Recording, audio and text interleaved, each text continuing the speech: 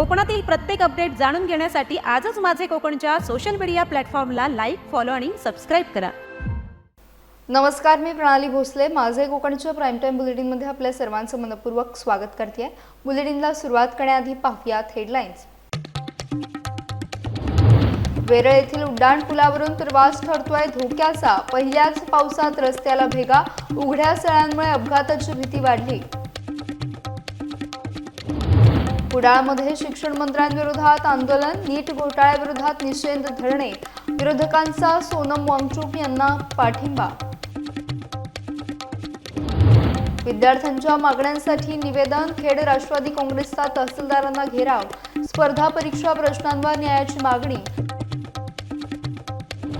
आणि सवतसडा धबधब्याकडे पर्यटकांची मोठी गर्दी, निसर्ग सौंदर्यानं वेधले पर्यटकांचे लक्ष, धबधब्याजवळ सावधगिरीचे प्रशासनाचे आवाहन. पाहूया सविस्तर वृत्त. मुंबई गोवा राष्ट्रीय महामार्गावरील खेड तालुक्यातील वेरळ येथे हॉटेल गणपती कृपा समोरील नव्याने उभारलेला उड्डाणपूल वाहन चालकांसाठी धोकादायक ठरत असल्याची गंभीर बाब समोर आली आहे. मातीच्या भरावावर करण्यात आलेले काँक्रिटीकरण रस्ता पहिल्याच पावसात खचू लागला असून त्यावर मोठ्या भेगा पडल्या आहेत. त्यामुळे कामाच्या गुणवत्तेवर प्रश्नचिन्ह उपस्थित होत आहे. उड्डाणपुलाच्या मध्यभागी डिव्हायडरचे काँक्रिटीकरण अपूर्ण असल्याने लोखंडी सळी उघड्यावर राहिल्या आहेत. विशेषतः रात्री किंवा मुसळधार पावसात या सळ्यांमुळे अपघाताचा धोका वाढल्याची भीती व्यक्त होतीये. याशिवाय आवश्यक ठिकाणी संरक्षण कठडे देखील नसल्याने वाहन चालकांमध्ये असुरक्षिततेची भावना आहे. त्यामुळे संबंधित ठेकेदार आणि राष्ट्रीय महामार्ग प्राधिकरणाने तातडीने दुरुस्ती करून सर्व सुरक्षा उपाययोजना कराव्यात अशी मागणी वाहन चालकांकडून होत आहे. पुण्यातील दुय्यम सहनिबंधक रवींद्र कोळी यांच्यावरील हल्ल्याचे पडसाद रायगड जिल्ह्यात देखील उमटले. अलिबाग येथील दुय्यम निबंधक आणि मुद्रांक कार्यालयातील अधिकारी आणि कर्मचाऱ्यांनी काम बंद आंदोलन करत घटनेचा निषेध नोंदवला. यावेळी कर्मचाऱ्यांनी जिल्हाधिकारी कार्यालयावर मोर्चा काढून आपल्या विविध मागण्यांचे निवेदन प्रशासनाला दिले. हल्ल्यातील आरोपींवर अजामीनपात्र गुन्हा दाखल करून मकोका अंतर्गत कारवाई करावी, राज्यातील सर्व नोंदणी व मुद्रांक कार्यालयांना पुरेशी सुरक्षा द्यावी, तसेच रिक्त पदे तातडीने भरावीत अशा प्रमुख मागण्या आंदोलनकर्त्यांनी केल्या. यावेळी कर्मचाऱ्यांनी घटनेचा तीव्र निषेध व्यक्त करत प्रशासनाने तातडीने ठोस पावले उचलावीत अशी मागणी केली आहे. आमचे सहकारी सहदुय्यम निबंधक रवींद्र कोळी यांच्यावर शासकीय कामकाजाच्या वेळी 3 वकिलांनी हल्ला केला. त्या संदर्भात आम्ही आंदोलन केलेलं आहे. तर आमची मागणी अशी आहे की त्यांना तात्काळ कठोर शिक्षा व्हावी, तसेच त्यांची सनद रद्द करण्यात यावी आणि दुय्यम निबंधक कार्यालयाला संरक्षण मिळावं शासनाकडून. आणि आमची रिक्त जी पदं आहेत त्याची लवकरात लवकर शासनाने रिक्त पदांची भरती करण्यात यावी. आज पूर्णपणे दस्तनोंदणीचे कामकाज बंद राहील आणि पुढील जर समजा शासनाने आमच्या ह्याच्यावर मागण्या पूर्ण नाही केल्या तर बेमुदत संपावर आम्ही जाण्याच्या तयारीत आहोत.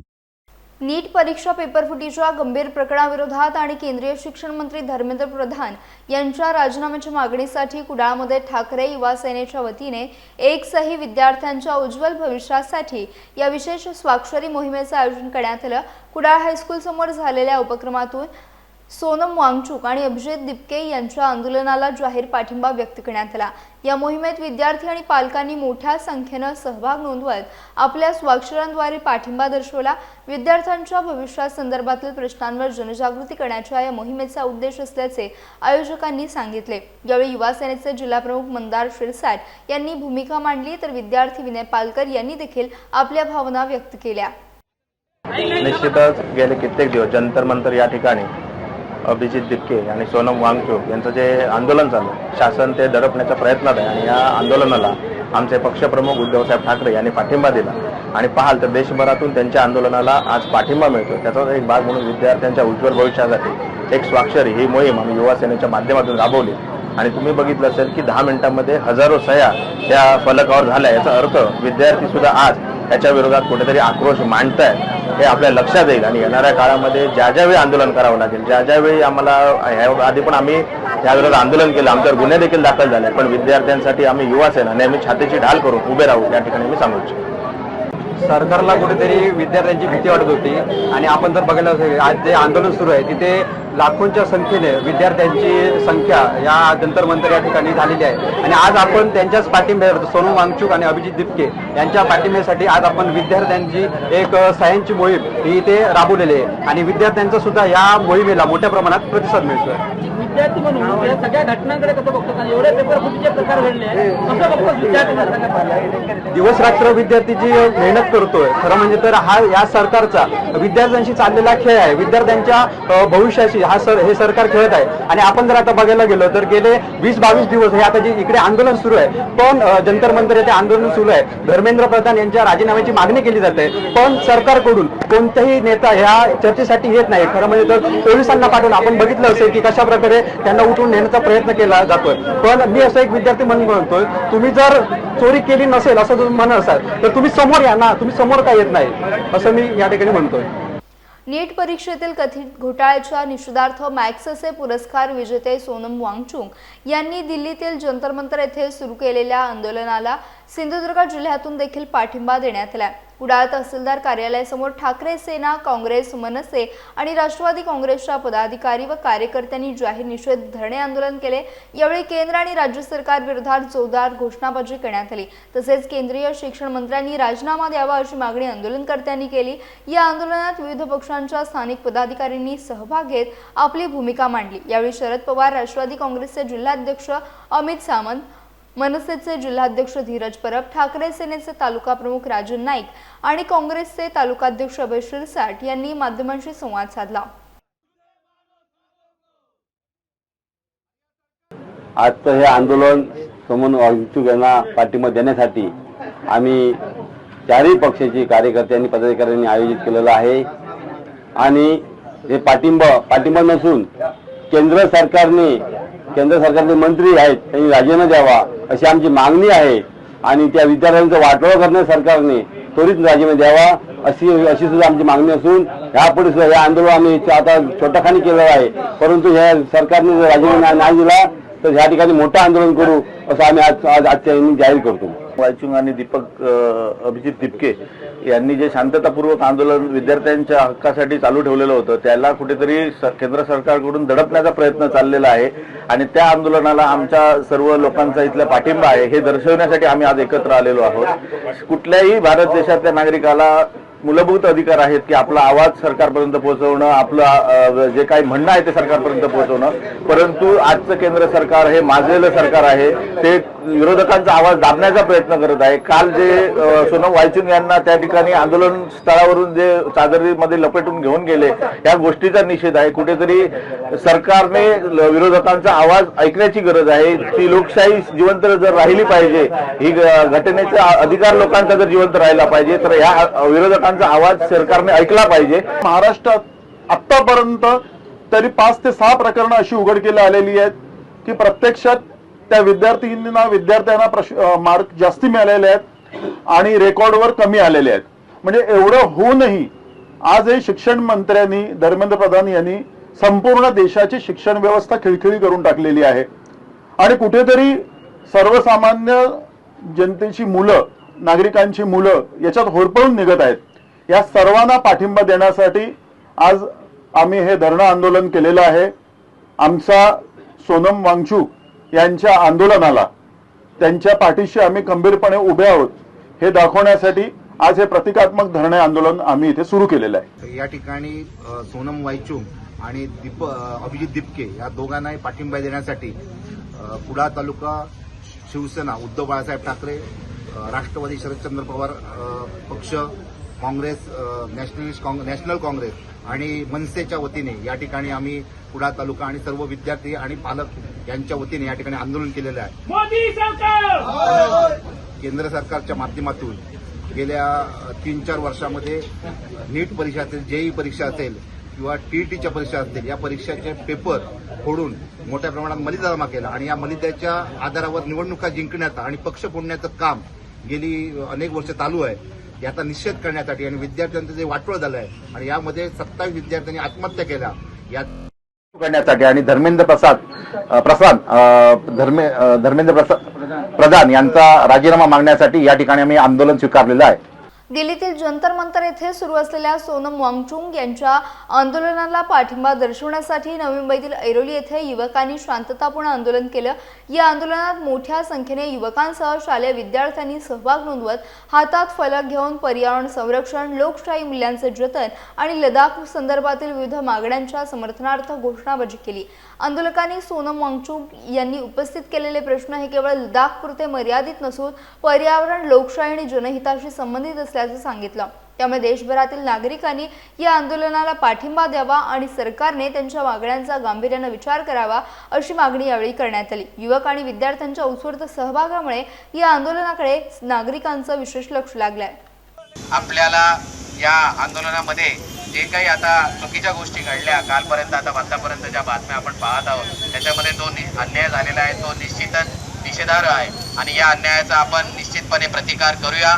भारतरत्न डॉक्टर बाबासाहेब आंबेडकरांच्या संविधानानुसार आपण निश्चितपणे या लोकशाही मार्गाने या आंदोलनाची योग्य ती दिशा ठरवूया आणि छत्रपती शिवाजी महाराजांची तलवार निश्चितपणे आपल्या सगळ्यांकडे आहे, त्यांनी दिलेली शिकवण निश्चितपणे आपण पुढे नेऊया आणि भविष्य काळामध्ये एक सन्मानार्थ जीवन जगण्यासाठी आपल्याला अशा या फेक लोकांपासून, अशा या खोट्या लोकांपासून सावध राहण्यासाठी आपण योग्य तो लढा निश्चितपणे स्वीकारूया।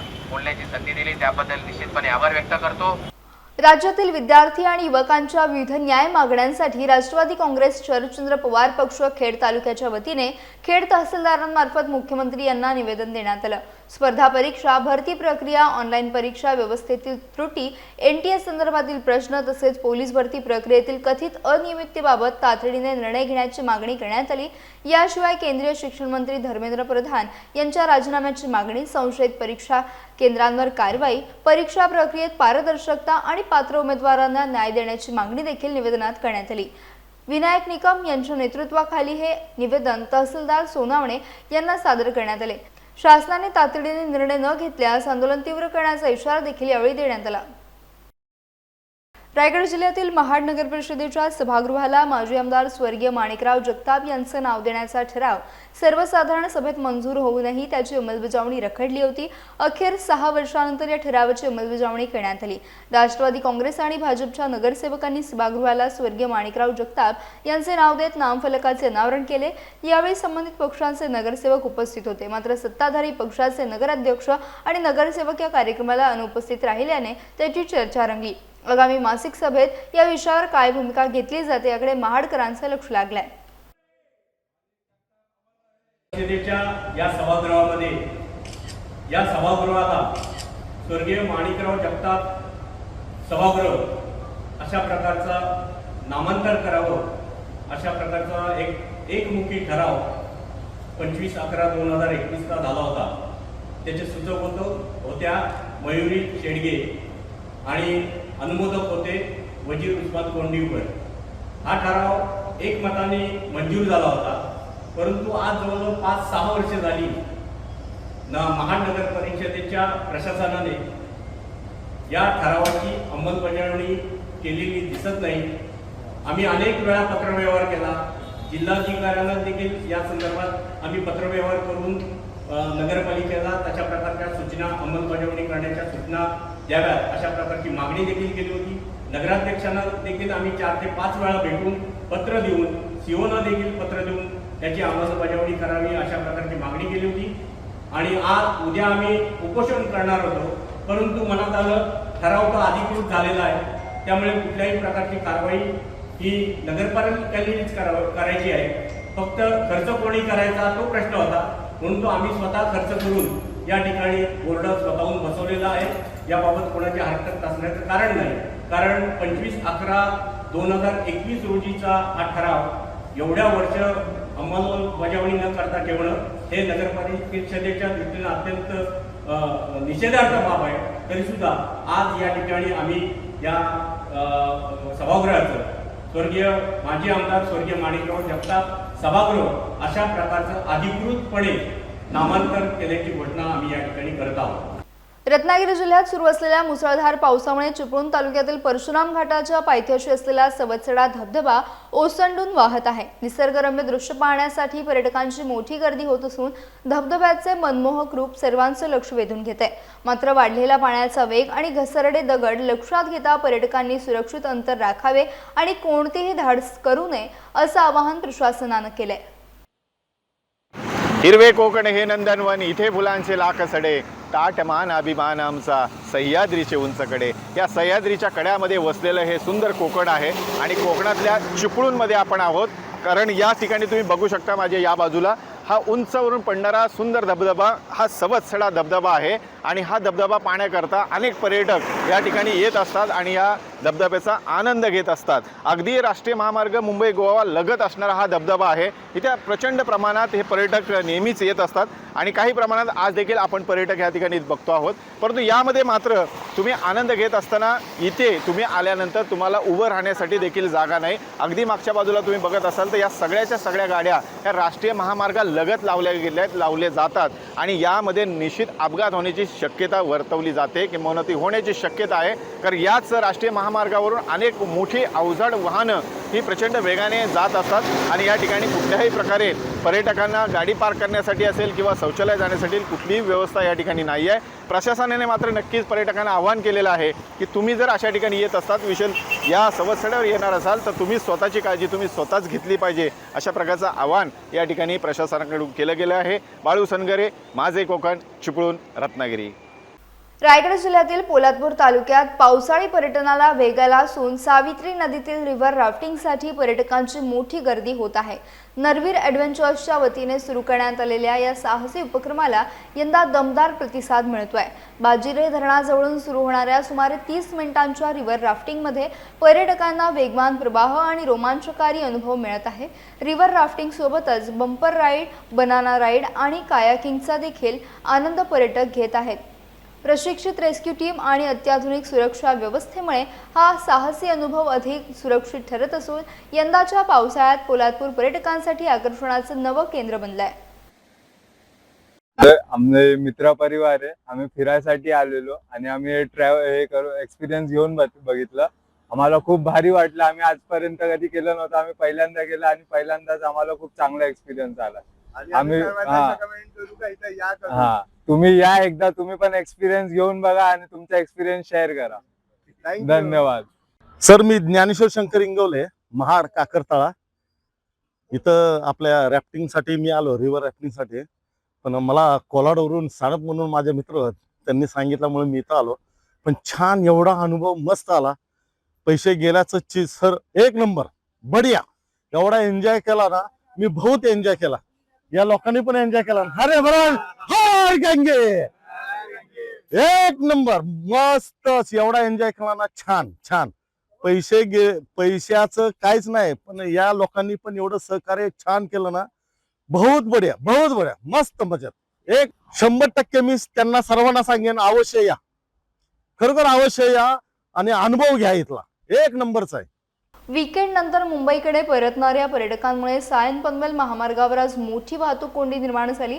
सोमवार असल्याने कर्जत, लोणावळा आणि अलिबाग परिसरातून मोठ्या संख्येने पर्यटक मुंबईच्या दिशेने रवाना झाले. त्याचबरोबर आठवड्याच्या पहिल्याच दिवशी नियमित कामकाजासाठी निघालेल्या प्रवाशांची देखील मोठी गर्दी झाल्यानं महामार्गावर वाहनांच्या लांब रांगा लागल्याचे चित्र पाहायला मिळालं. वाढलेल्या वाहतुकीमुळे अनेक वाहन चालकांना संथगतीने प्रवास करावा लागला. त्यामुळे सायन पनवेल महामार्गावर सकाळपासूनच वाहतुकीचा ताण वाढल्याचं पाहायला मिळालं. तळा आणि माणगाव तालुक्यातील विद्यार्थ्यांसाठी हरिओम चॅरिटेबल असोसिएशन मुंबई, वालीबेन जेठालाल शेडा परिवार आणि सामाजिक कार्यकर्ते कृष्णा महाडिक यांच्या सहकार्याने शैक्षणिक उपक्रम राबवण्यात आला. या उपक्रमांतर्गत 15 शाळांमधील तब्बल 1050 विद्यार्थ्यांना सँडल आणि शैक्षणिक साहित्याचे वाटप करण्यात आले. दुर्गम भागातील अनेक आदिवासी विद्यार्थ्यांना दररोज 2 ते 3 किलोमीटर पायी चालत शाळेत जावे लागते. ही गरज लक्षात घेऊन विद्यार्थ्यांना आवश्यक साहित्य उपलब्ध करून देण्यात आले.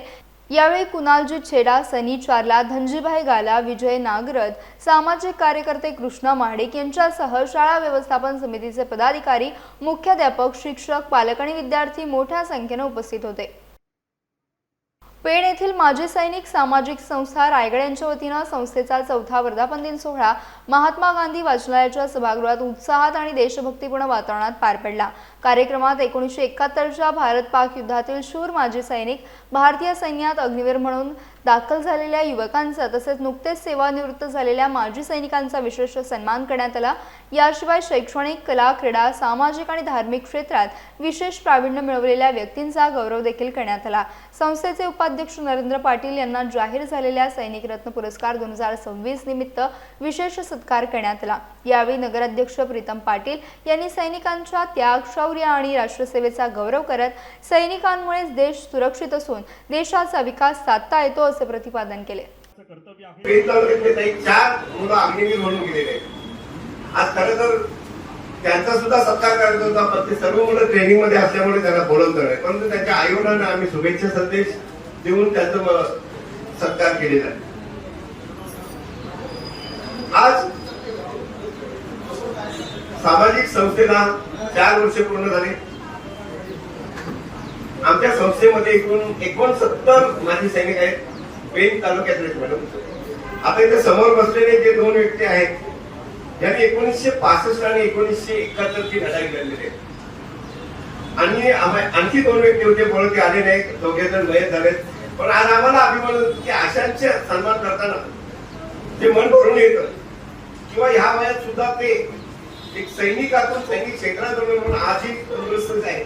आजही हे काका जर आंदोलन चालू सुद्धा येतात एवढं पाठवून ठेवते। आम्ही खरंच त्याचं नेहमी कौतुक करतो। वेगळ्या ताकदीने जात असतो की हा मुद्दा मांडायचा आहे, हे बोलायचं आहे ते, पण हा कार्यक्रम असा आहे की जिथे बोलताना जीभ पण थरथरते, कारण का इथे आम्ही ज्यांच्याबद्दल बोलतोय त्यांनी खऱ्या अर्थाने समर्पण म्हणजे काय हे समाजाला दाखवलंय, समर्पण म्हणजे काय हे देशाला दाखवलंय। मी हे करेन, मी ते करेन हे बोलणं वेगळं, पण स्वतःच्या प्राणाची पर्वा न करता देशातला प्रत्येक नागरिक हा सुखाने जगला पाहिजे, सुखाने झोपला पाहिजे, इथले सणवार आनंदाने साजरे झाले पाहिजे। या भावनेसाठी, या गोष्टीसाठी सैनिक म्हणून माझी जबाबदारी स्वीकारल्यावर स्वतःच्या कुटुंबाचे सणवार, स्वतःचे सुखदुःख बाजूला ठेवून फक्त माझ्या देशाचा तिरंगा मानाने फडकला पाहिजे, यासाठी जगणारा माणूस या जगात कोण असेल तर तो माझा सैनिक। यासह बुलेटिनमध्ये वेळ झाली, इथेच थांबण्याची भेटूयात नवीन बुलेटिनसह। तोपर्यंत तुम्ही कुठेही जाऊ नका, पाहत राहा फक्त माझे कोकण।